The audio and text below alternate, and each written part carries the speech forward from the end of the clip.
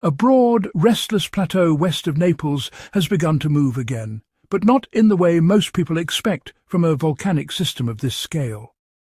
The slow rise of the ground across Campi Flegrei has persisted with a stubborn consistency that resists simple explanation. For decades, uplift in calderas has often been tied to magma forcing its way upward, building pressure until the crust yields. Yet here, the pattern unfolding beneath the densely populated districts around Pozzuoli suggests something more intricate, something that behaves less like molten rock accumulating in a chamber and more like a system being pressurized from within by forces that do not neatly align with magma intrusion alone.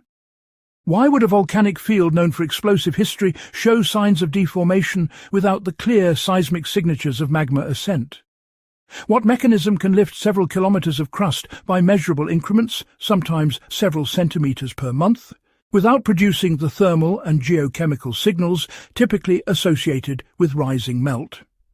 And why do the earthquake patterns linked to this uplift appear irregular, clustering in bursts that do not always match the expected pathways of magma movement? The Phlegreian fields sit within a caldera roughly 12 kilometers or about 7.5 miles across, formed by eruptions so large that they reshaped the surrounding region. Beneath this caldera lies a complex architecture of fractured rock, hydrothermal fluids, and residual magma bodies left behind by past activity. The ground deformation observed today belongs to a long-standing phenomenon known as bradyseism, a gradual uplift and subsidence cycle that has been documented for centuries. In earlier episodes, particularly during the late 1970s and early 1980s, the land rose by nearly 2 meters, or about 6.5 feet, forcing evacuations and reshaping the coastline. That movement eventually slowed and reversed, reinforcing the idea that magma pulses beneath the surface were inflating and deflating the system. But the current phase is not behaving in quite the same way. Satellite measurements and ground-based instruments show uplift continuing at a pace that, while not unprecedented, is persistent and accompanied by seismic activity that appears spatially scattered rather than tightly focused. Instead of a single ascending body of magma, the earthquakes often trace networks of pre-existing fractures, spreading across different depths and zones. This distribution hints at a pressurization process that is diffusing through the crust rather than forcing its way upward in a concentrated column. Recent research has pointed toward the role of hydrothermal fluids, superheated water mixed with gases such as carbon dioxide, circulating through the porous and fractured rocks beneath the caldera. At depths of several kilometers, roughly between 3 and 8 kilometers, or about 2 to 5 miles, temperatures and pressures allow water to exist in a state that behaves neither purely as a liquid nor as a gas. In this supercritical condition, fluids can expand dramatically with even slight changes in temperature or pressure, exerting force on the surrounding rock. When these fluids accumulate or become trapped within confined layers, they can generate significant pressure without requiring the presence of new magma rising toward the surface. The effect is analogous to inflating a sealed system from within, where the pressure increase causes the overlying ground to lift. Unlike magma, which typically produces strong localized seismic signals as it fractures rock to create new pathways, fluid pressurization can exploit existing weaknesses, reactivating faults and fractures in a more distributed manner. This distinction is critical when examining the earthquake patterns recorded across Campi Flegrei. Instead of a clear vertical migration of seismicity, often interpreted as magma ascending, the data reveal clusters that activate, quiet down, and then reappear elsewhere.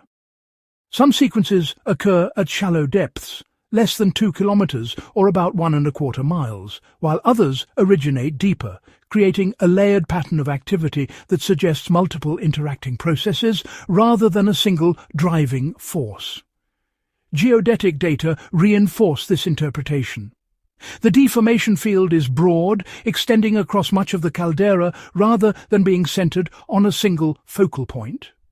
If magma were intruding upward in a narrow conduit, The uplift would likely be more localized, forming a dome directly above the intrusion. Instead, the uplift resembles a wide inflation, consistent with pressure being distributed through a network of rocks permeated by fluids. Gas emissions provide another piece of the puzzle. Measurements taken from fumaroles and vents in areas such as Solfatara indicate increasing release of carbon dioxide. This gas is often released from magma at depth, but it can also accumulate and migrate independently through the crust. The observed increases suggest that gases are moving upward, contributing to the pressure within the hydrothermal system, without necessarily indicating that magma itself is rising toward the surface. The interaction between fluids and rock also introduces a feedback mechanism that can amplify the system's behavior. As pressure builds, fractures can widen, allowing more fluid to flow into previously sealed areas. This, in turn, can trigger additional seismic events, which further enhance permeability. The cycle creates a dynamic environment where uplift, fracturing, and fluid movement reinforce each other, producing a pattern that evolves over time rather than following a straightforward trajectory. One of the more intriguing aspects of the current activity is the apparent decoupling between deformation and heat flow. In many volcanic systems, increased uplift is accompanied by a corresponding rise in surface temperature, reflecting the movement of hot magma closer to the surface. At Campi Flegrei, however, the temperature signals have not shown a proportional increase, suggesting that the energy driving the uplift is not primarily thermal in origin. Instead, it points again toward mechanical pressure exerted by fluids. This does not imply that magma is absent. Beneath the hydrothermal system, there is strong evidence for a deeper magma reservoir, likely situated at depths exceeding 8 kilometers, or about 5 miles. This reservoir acts as a source of heat and gases, feeding the overlying system. However, the current deformation appears to be governed more by how these gases and fluids behave as they rise and interact with the crust, than by the direct intrusion of magma into shallower levels. The complexity of this interaction becomes evident when examining temporal changes in the system. Periods of accelerated uplift often coincide with increased seismicity, yet the relationship is not perfectly synchronized. There are intervals where earthquakes intensify without a corresponding spike in uplift, and others where the ground continues to rise even as seismic activity diminishes. Such discrepancies suggest that multiple processes are operating on different timescales, each contributing to the overall behavior of the caldera. Another factor complicating the interpretation is the mechanical state of the crust itself. Repeated cycles of bradyseism over decades have altered the structural integrity of the rocks. Fractures created during past uplift phases may not fully close during subsidence, leaving behind a network of weakened zones that can be reactivated more easily. This evolving structure means that the response of the system today may differ significantly from its behavior in previous decades, even if the underlying drivers are similar. The spatial distribution of population adds an additional layer of urgency to understanding these processes. Campi Flegrei is not an isolated volcanic field. It lies beneath a densely inhabited region where hundreds of thousands of people live within the caldera's boundaries. Even modest ground deformation can affect buildings, infrastructure, and the coastline, altering drainage patterns and increasing the risk of damage. The subtle nature of fluid-driven uplift makes it particularly challenging to assess hazards, as it lacks some of the clearer precursors associated with magma-driven eruptions. Seismic wave analysis has provided further insights into what lies beneath the surface. Variations in wave velocity indicate zones where fluids are likely accumulating, as these areas tend to slow down seismic waves compared to solid rock. Imaging studies reveal patches of low density and high fluid saturation, supporting the idea that a broad hydrothermal system is actively reshaping the subsurface environment. These areas do not form a single coherent body, but rather a patchwork of interconnected reservoirs, each capable of influencing the overall pressure regime. The role of carbon dioxide in this system cannot be overstated. Unlike water, which can condense and change phase relatively quickly, carbon dioxide remains mobile over a wide range of conditions, allowing it to migrate through the crust with relative ease. As it accumulates, it can increase pressure independently of temperature changes, contributing to uplift without requiring additional heat input.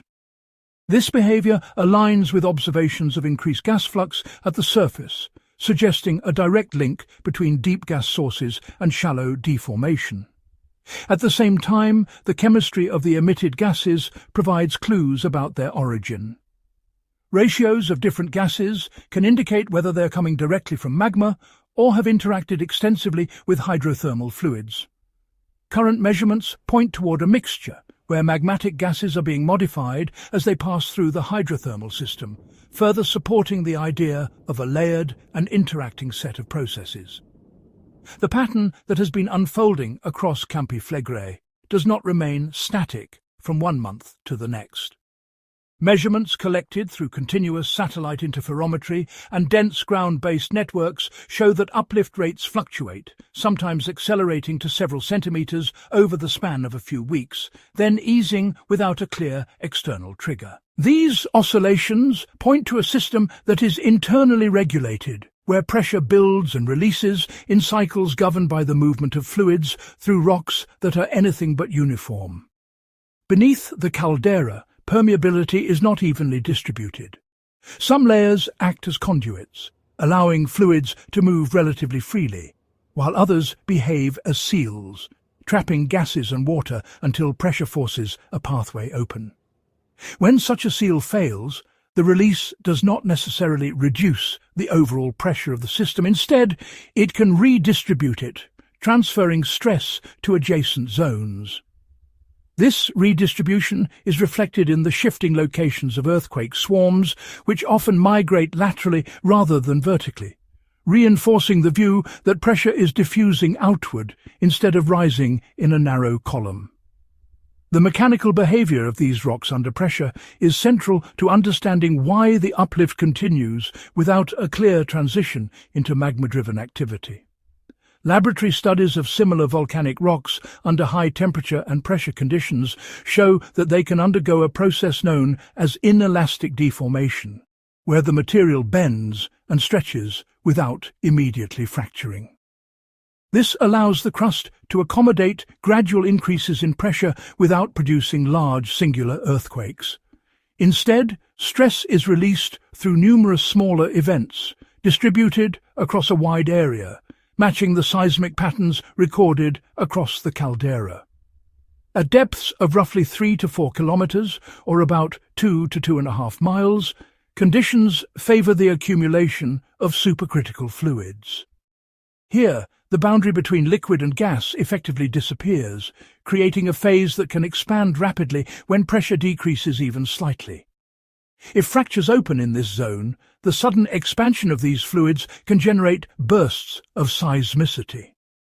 These bursts often coincide with brief accelerations in uplift, suggesting that they represent moments when the system reconfigures itself internally. The role of carbon dioxide becomes particularly significant in this context. As a gas that does not condense under the prevailing conditions, it can build up in confined spaces over time. When pathways open, it moves upward, sometimes reaching the surface through fumaroles scattered across the caldera. The steady increase in gas release observed in recent measurements indicates that the system is being continuously supplied from deeper sources. This supply maintains the pressure needed to sustain uplift, even as individual pressure pockets are released. Closer to the surface, within the upper kilometre, or less than about 2/3 of a mile, the interaction between fluids and rock becomes even more complex. Here, cooler temperatures allow for phase changes that can either amplify or dampen pressure variations. Water may condense, reducing volume and pressure locally, while gas accumulation can have the opposite effect. These competing processes create a patchwork of microenvironments, each responding differently to changes originating deeper below. The surface expression of these processes is not limited to vertical movement. Horizontal deformation has also been detected, indicating that the crust is stretching outward as it rises. This radial expansion is consistent with a pressure source that is broad and shallow rather than deep and focused. It suggests that the upper part of the hydrothermal system is playing an active role in shaping the deformation pattern, rather than merely transmitting pressure from below. In urban areas such as Pozzuoli, these subtle changes accumulate into noticeable effects. Buildings experience gradual tilting, roads develop cracks, and sections of the coastline shift relative to sea level. Even small changes on the order of a few centimetres or about 1 inch can alter drainage patterns, affecting both infrastructure and natural systems. The cumulative impact over months and years becomes increasingly significant, particularly in a region where historical uplift has already altered the landscape multiple times. The absence of a clear thermal signal continues to distinguish the current activity from classic magma-driven unrest. Temperature measurements from fumaroles and the ground surface do show variations, but these changes are modest compared to what would be expected if large volumes of magma were rising toward the surface. This reinforces the interpretation that the dominant driver is mechanical pressure from fluids rather than direct heat transfer from molten rock at shallow depths. Seismic tomography has added another layer of detail to this evolving picture. By analysing how seismic waves travel through the subsurface, researchers can infer the distribution of materials with different properties. Regions where waves slow down are often associated with higher fluid content or more fractured rock. Imaging of the caldera reveals multiple such zones at varying depths, forming a three-dimensional network rather than a single reservoir. This network provides pathways for fluids to migrate and accumulate, supporting the idea that the system operates as an interconnected system rather than a centralized chamber. The interplay between deep and shallow processes introduces a lag in how the system responds to changes. Gas released from deeper magma may take weeks or even months to influence conditions near the surface, depending on the permeability of the pathways it follows. This delay complicates efforts to link specific events, such as spikes in gas emissions or bursts of seismicity, to underlying causes. It also means that current observations may reflect processes that began well before they became detectable. Another important factor is the gradual evolution of the stress field within the crust.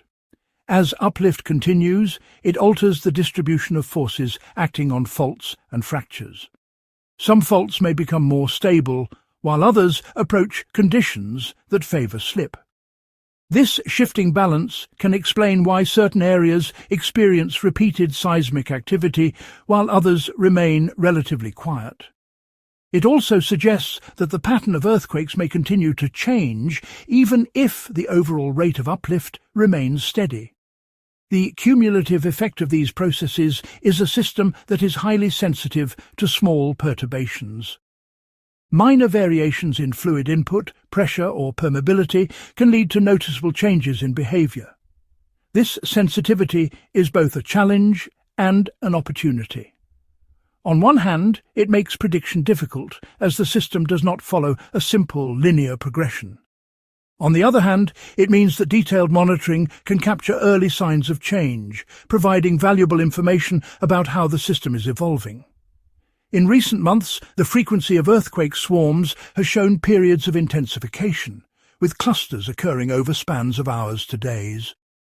These swarms often involve dozens to hundreds of small magnitude events, typically too small to cause significant damage individually, but indicative of active processes at depth.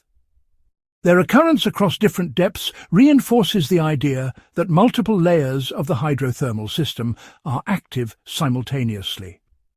The relationship between these swarms and ground deformation remains complex. In some cases, increased seismicity precedes a rise in uplift rate, suggesting that fracturing enhances permeability and allows fluids to move more freely. In others, uplift continues without a corresponding increase in earthquakes, implying that pressure is building in a more contained manner. This variability highlights the importance of considering the system as a whole rather than focusing on any single indicator. The presence of a deep magma source remains a crucial element in this system, even if it is not the immediate cause of the uplift. It supplies the heat and gases that sustain the hydrothermal circulation, effectively acting as the engine that drives the entire process. Without this input, the fluids would eventually cool and pressure would dissipate. The fact that uplift continues indicates that this supply remains active, maintaining conditions that allow the system to operate. At the same time, the separation between the magma reservoir and the areas where most deformation occurs introduces a buffer that may delay or even prevent the transition of activity from fluid-driven to magma-driven processes. This buffer is not static. It evolves as fractures open and close, potentially altering the connection between deep and shallow parts of the system. Whether this connection strengthens or weakens over time will play a key role in determining the future behavior of the caldera. The monitoring network across Campi Flegrei continues to expand, incorporating new instruments capable of detecting subtle changes in deformation, seismicity, and gas composition. High-resolution data allow for the identification of patterns that were previously obscured, revealing correlations between different types of observations. For example, simultaneous increases in carbon dioxide emissions and shallow seismicity may indicate episodes where gas pressure is forcing its way through the upper crust. Despite these advances, uncertainty remains an inherent part of the system. The complexity of the processes involved means that no single dataset can provide a complete picture. Instead, understanding emerges from the integration of multiple lines of evidence, each contributing to a broader view of how the system operates. This approach reflects the recognition that Campi Flegrei is not governed by a single mechanism, but by the interaction of several, each capable of influencing the others. As uplift continues, attention increasingly turns to thresholds, points at which gradual change could give way to more rapid transformation. These thresholds may be related to pressure levels within specific reservoirs, the connectivity of fracture networks, or the cumulative effects of repeated deformation on the strength of the crust. Identifying these thresholds is challenging as they are not directly observable and may shift over time as conditions evolve.